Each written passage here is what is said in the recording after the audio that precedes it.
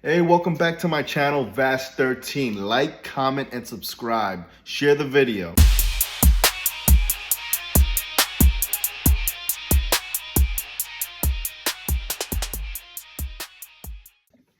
Hey, welcome back to the channel, Vast13. So we're gonna call this video updates. The reason why is because there's a couple of stories I'm gonna be covering that we gotta stay up to date with, and it's not something that we're all gonna get all the information in one day. So the first one I want to cover is the Chris Brown situation. So for those of you who were not aware, Chris Brown was arrested in England, and this has to do with a case in 2023. He was in a nightclub. He seemed to have gotten into altercation with a music producer, where it's stated that he has allegedly gotta cover yourself, attacked the music producer with a bottle, and then after that he proceeded to chase him to another part of the club where he physically assaulted him with punches and kicks. He is now out on bail, and he paid $6.7 million to get out on bail. Oh man, this is a very lucky thing for him. I mean, he has the money to do so, but he really needed to get out because he has a tour, a world tour that he's actually going to go on real soon.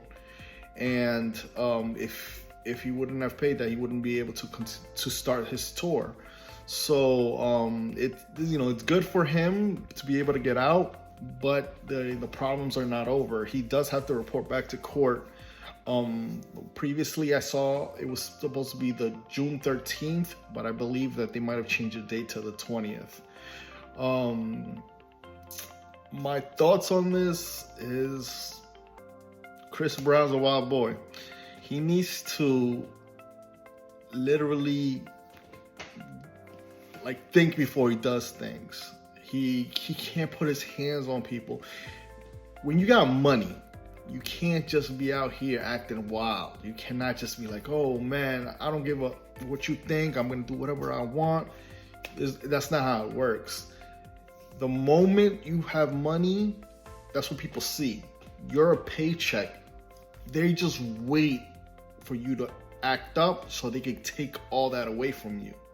You're such a talented guy. You can sing, you can dance, good looking dude. Like, he gets a lot of females. So why are you acting up this way? Like, it makes no sense. Like, some people have all the luck and yet none of the brains. Like, you gotta use your head. They want to set you up so they can take all your money. And if you're not smart about it, you're gonna lose it all, kid. So I hope that you think about that type of stuff, and already paid $6.7 million, and who knows what these people plan on doing to you. So I hope you use your head. That's what I hope for Chris Brown, that he uses his head and gets help if he has anger issues, because he seems to get into a lot of these altercations. But yeah, that's where I'm gonna leave that one at. So I'm gonna move on to the next story.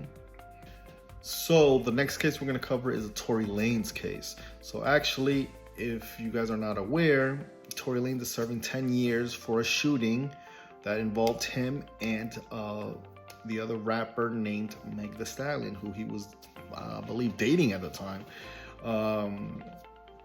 So the reason why this is even back in the spotlight is because he was recently stabbed 14 times. He had actually 2 collapsed lungs, and he was stabbed in the head. He could have died. I think people are giving attention to this case again is because a lot of the things are not matching up, and the fact that Tory almost died, people are scared for his life. So they want to probably see what they can do for him. And I personally see that a lot of the things in the case never matched up. There was a lot of evidence that was missing. Meg has done a lot of interviews where a lot of her story does not match up. She even had a recording of her saying that she lied to Gayle King, who she had an interview with. It's, to me, it's kind of crazy that you can say these things and that stuff could be out there in the public eye for the public eye to see, and someone could still go to jail. Like it's very sad that he almost lost his life, and if this turns out to be a lie, like I wonder what's going to be the repercussions for all these people that said that he did these things. Because from what I know on the case, there was I believe 4 people there that night when the supposed shooting happened, and in it when they did DNA on it, they said it was less than 1% chance that it was Tory's DNA. So if that's the case, then why was he automatically accused?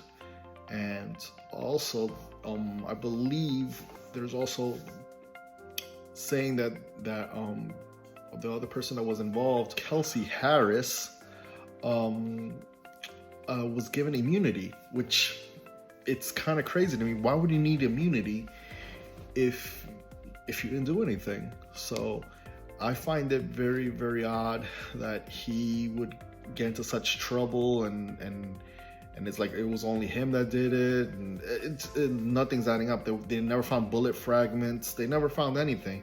And actually, there was a report that they had in a newspaper article that's since been retracted, but there was about an interview with a doctor that actually treated Meg that night, and he said that her wound wasn't really like a bullet wound. It was more like a lacerations that you would get like if you stepped on glass. So yeah, this is not really adding up. To me, he needs to get any kind of help that he can to be able to get out of jail, whatever he has to do, because for you to get stabbed 14 times and you didn't do anything, that's kind of crazy. Right, lately, there's been actually a Republican representative, they call her APL, Anna Paulina Luna, yeah, I believe that's her name. So she has been actually coming to Tory's defense, saying that she's seen evidence, there's even ring footage stating that it was not him, it was somebody else. And as a lot of people allegedly believe, it's the Kelsey Harris that actually did it. So we're gonna have to wait and see. What I think about the whole Republicans getting involved in this, I believe they said something about Amber Rose actually bringing it to their attention. And in case you're wondering how Amber Rose is involved in this at all, it's she recently became Republican, and she was actually out there campaigning for Trump during this past election. And I guess she brought it up to their attention, the fact that he's in jail right now, and it's believed for the wrong reason. And if he is in jail for the wrong reason, I hope he gets out and all this is figured out. I do hope that the people who are responsible and lied on him are brought to justice, because no person should be in jail for no reason. And if you lie about it, you should serve jail time yourself. But my thoughts on the fact that the Republican Party is even involved in this, I just feel that this is just like a ploy that, they're trying to use this as a way to get more younger minded people to, especially fans of Tory and everybody, to come to the Republican Party and vote Republican because look, we help out your hip hop artists and stuff like that. That's just what I feel that it is for them on their end. They probably don't really care about Tory. It's beneficial for him. So again, I would hope that he gets the help that he needs. But I just feel like on the Republican end, they're just trying to get people to join their party. It's not really a we really care. playing a devil's advocate here, there's been so many rumors here that that this could have been a stunt. Like what if it was Tory?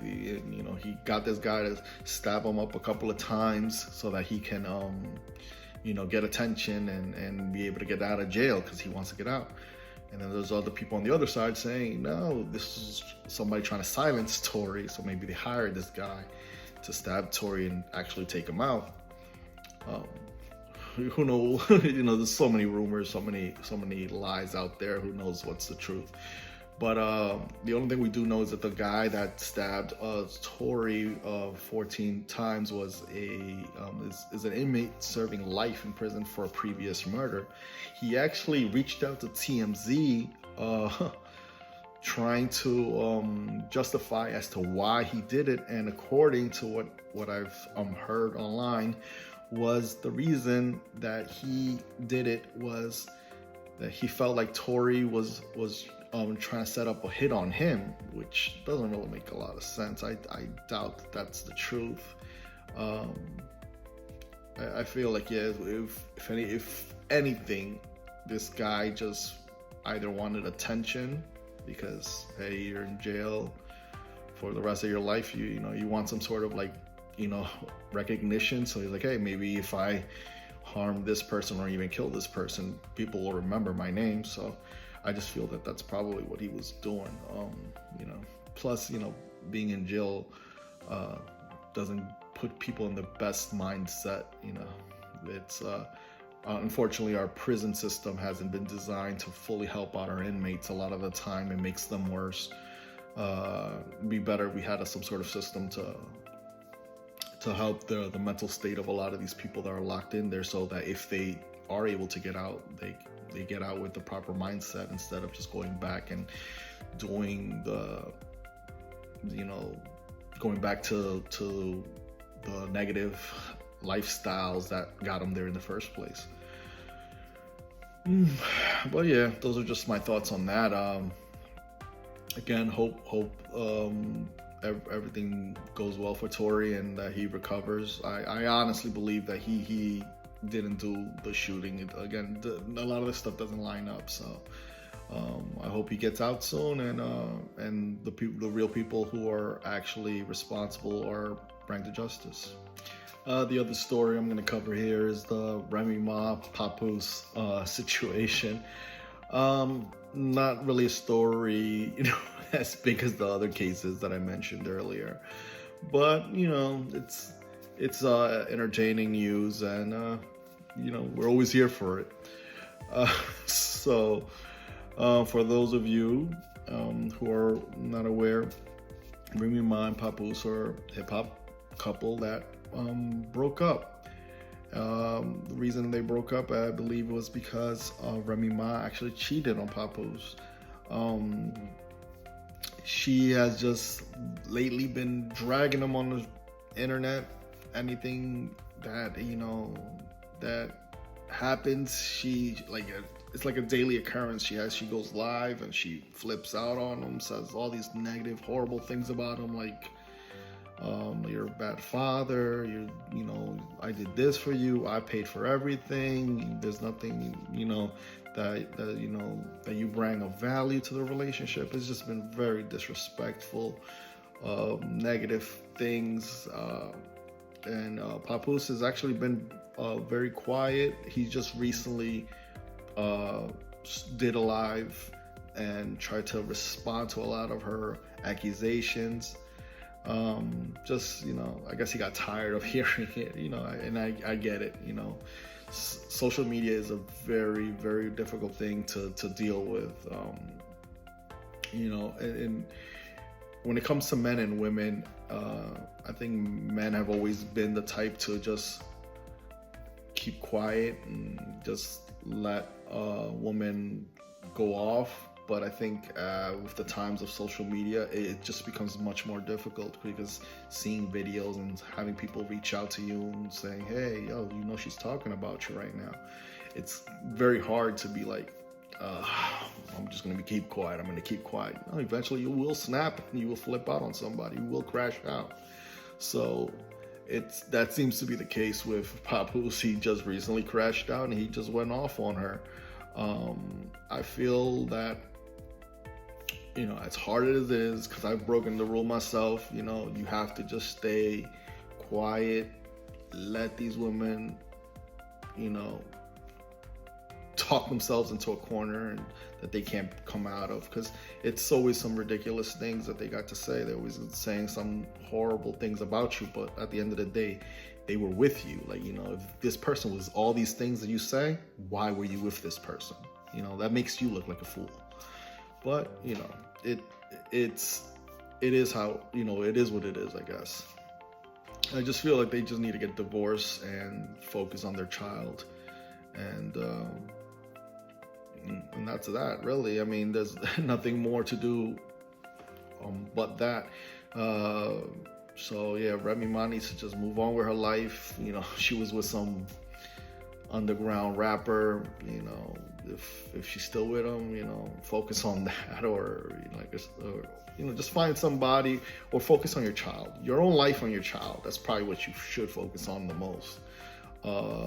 Papoose seemed to have moved on with actually a professional boxer, Clarissa Shields. So things seems to be going good, on his side. So he just needs to, like I said, focus on kid, himself, and and now you got your new girl who seems to be, good for you. So I hope the best for you on that situation. But yeah, just don't respond to Remy Ma no more. It's because the only thing that happens is that you give her more ammunition, and she's just gonna keep going. She's like that type that if you respond, she's just gonna come back 15 times harder, and it's like there's no winning, no matter how right you are. And we're gonna close this out with the case that the whole world is talking about, which is the Diddy case.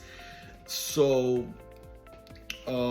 last time I was covering the fact that Cassie had taken the stand, and the focusing on the different things that happened there and my thoughts on it so far. Since then, a lot of other people have taken on the stand, and a lot of things have come out.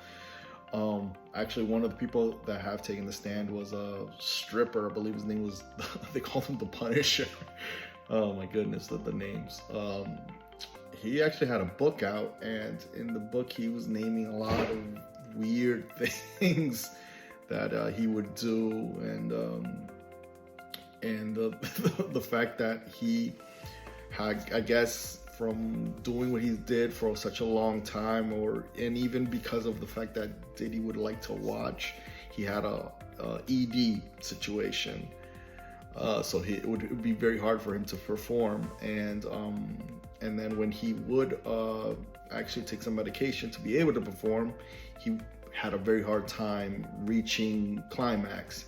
So there's all in the book, apparently, that he would have problems doing so, and so he would have to take other medications to help him be able to do so, and then he would hear Diddy say something, and it would make him like die down again. So that's why he wasn't called back and forth with all the times that Diddy and his people actually reached out to escorts and stuff. So he even mentioned this weird situation where actually he said that really made him like completely turned him off was, I guess there was a point where he climaxed, and that he and that Diddy cleaned up. Let's just say that. See, he cleaned up Cassie, and it was with his mouth. He cleaned up the situation with his mouth. Hey yo, what the fuck? It was just a very strange. It's hard to talk about such a thing. Oh my god. Besides that, the other people, we'll just move on from that. The other people that took the stand was the artist Kid Cudi. So he talked about his time dating Cassie and how he was not aware that Cassie and Diddy had any sort of history. He just thought they were done. She was single and it was perfectly fine for them to date. Not knowing that Diddy was an extremely jealous man and that he would have people come after him. Multiple sources have stated that Diddy was at the point where he really wanted to kill Cudi. Again, allegedly. But yeah, he was very, very upset at the situation. He even showed up to one of his assistants who recently took the stand, Capricorn Clark, showed up to her apartment with the sources are going back and forth on this. Some say that he had a gun, others say that he had a hammer, but he was banging on her door, saying, "Let me in." And she opened up the door, and he was really upset about finding out about Cudi and Cassie, and he wanted to go and take care of Cudi. He actually got the address though from Cassie, according to Cudi.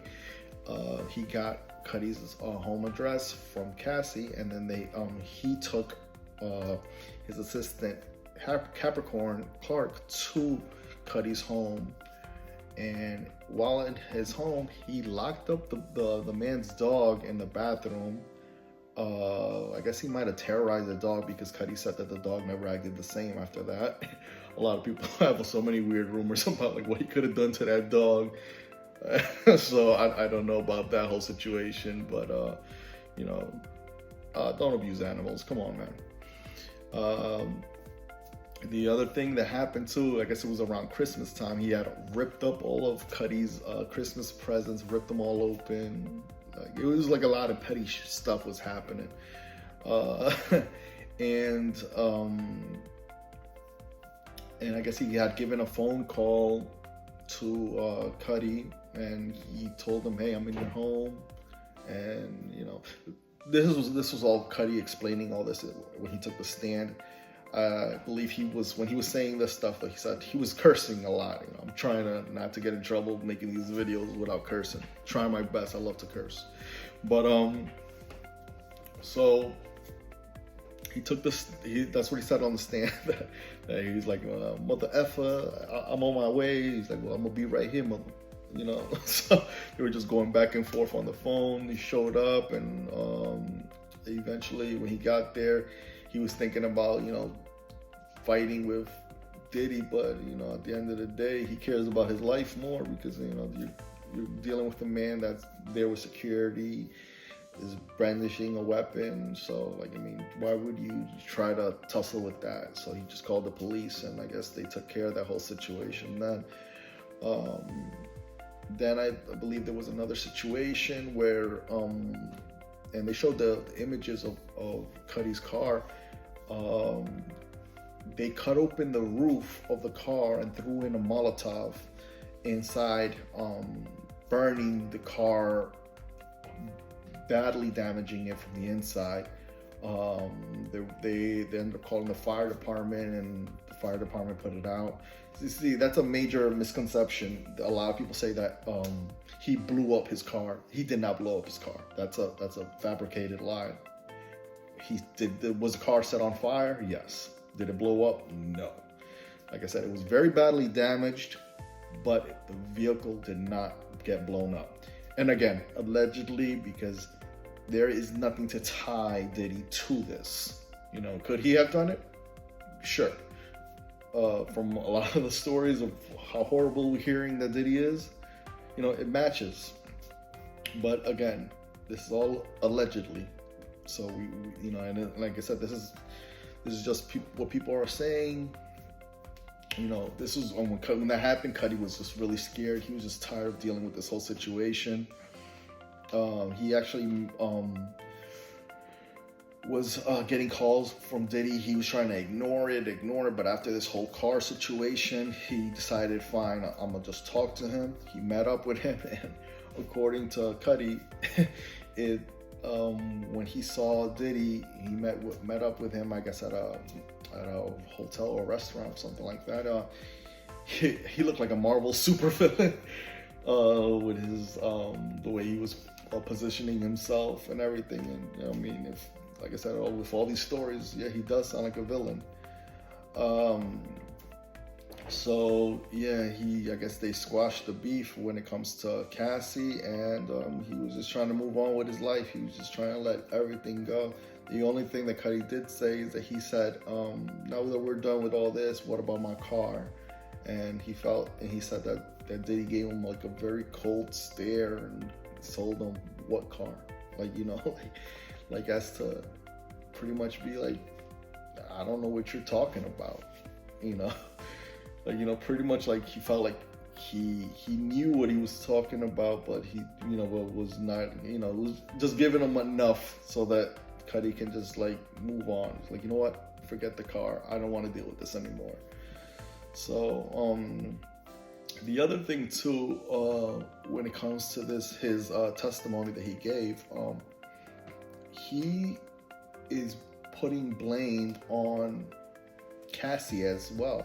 And I know that out here we're trying to, you know, I don't want to say that she's not a victim, and I don't want to be, you know, heartless, and I don't want people coming at me, but the way it seems is that she took place in a lot of this stuff, and Cudi is the way he explains it, he felt like he was played by her and Diddy, like, because it was Cassie that put him in the middle of the two.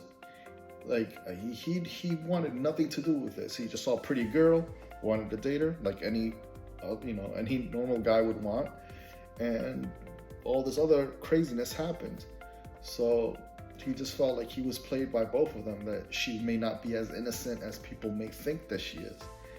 And if you ask me, because the major thing that I think about is that when everybody says, why didn't you just leave Diddy? Then everybody always says the excuse, oh, she couldn't leave Diddy because she was scared for her life.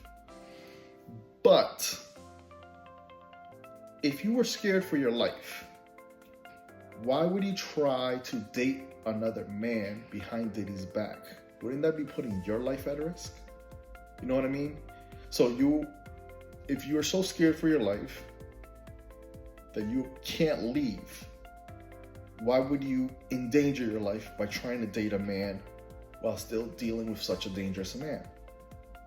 See, that doesn't make sense to me. I mean, that's just logically speaking here.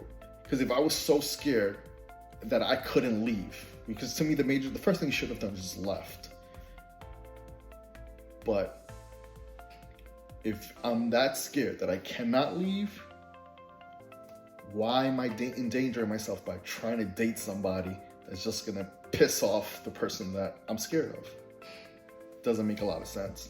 And as for Diddy, why the hell are you so angry at Cudi when you're paying dudes to smash your girl? Like, you literally are flying in guys, a whole bunch of different dudes, strippers and escorts and all this, and they're all taking turns with her while you're in the corner doing what you do. But you're upset that this guy is dating her? Does that make sense? That doesn't make any sense to me. I mean, that's not my lifestyle, you know, my type of thing. I've never been, you know, the type of dude that likes to share, you know, his girls. You know, I'd like to think that, you know, you're my girl, I'm your guy. That's it. But yeah, I don't get it. So the other people that took the stand besides them were another assistant of Diddy's called George Kaplan, and he just mentioned about it was just a very difficult work experience for him, that he had to witness a lot of the abuse that Cassie took, and it was just very difficult time for him. He mentioned about having to set up rooms, buy drugs, and even mentions of guns for Diddy. So I believe that this is all all trying to use this as the whole RICO case that they're setting up against Diddy. They're trying to use this as leverage, as evidence for that. Again, all allegedly, but he still says that he loves Diddy very much, and he still looks up to him, and so he still has a lot of love for the guy. So it's kind of hard, like, to take a lot of these testimonies very seriously. Sometimes it's just like a lot of the things just don't make a lot of sense, because if these this guy is just so horrible to you, well, how could you still care that much? But I guess maybe some of these people might have suffered a little bit of Stockholm syndrome or something. And like I mentioned earlier, the Capricorn Clark, she was the one that most recently took the stand, and she made it clear that she actually wasn't a very big fan of Cassie. I guess that she was seeing how this whole craziness with the freak offs and all this and that was going to actually really much damage Diddy, and it's going to mess up her whole situation, because this is how she gets her money. Again, another person that seems to still have love for Diddy, but also hatred, like a love-hate situation, and she kind of blames Cassie for some of this too, and also views Cassie as kind of like a wasted potential, because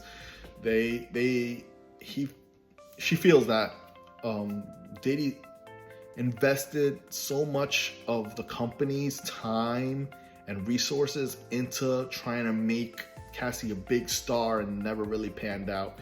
I mean, she's a known celebrity. If you're really into music, but she never made it. She's not like a Beyonce or something. And she feels like they wasted a lot of time in that, and she feels more that it was more because of Diddy's infatuation with Cassie that made him spend those resources and time in her career instead of her actual potential and talent.